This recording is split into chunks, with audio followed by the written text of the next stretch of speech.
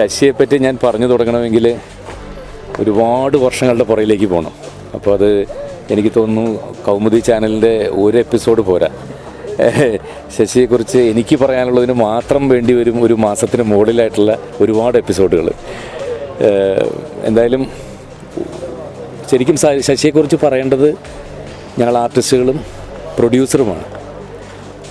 കാരണം പ്രൊഡ്യൂസറിന് വേണ്ടി മാത്രം നിലകൊള്ളുന്ന ഒരു ഫൈറ്റ് മാസ്റ്റർ ഇന്ത്യയിലുണ്ടെങ്കിൽ അത് ശശി മാത്രമാണ്. അതേപോലെ ആർട്ടിസ്റ്റുകൾക്ക് എനിക്ക് തോന്നിയിട്ടുള്ളത്, എൻ്റെ ഒരു അനുഭവം വെച്ച് പറയുകയാണെങ്കിൽ കഴിഞ്ഞ 10-28 വർഷത്തിൽ ഞാൻ ആദ്യ കാലഘട്ടങ്ങളിൽ എനിക്ക് ഭയങ്കര കംഫർട്ടായിട്ടുള്ള തോന്നിയിട്ടുള്ളൊരു മാസ്റ്ററായിരുന്നു ത്യാഗരാജൻ മാസ്റ്റർ.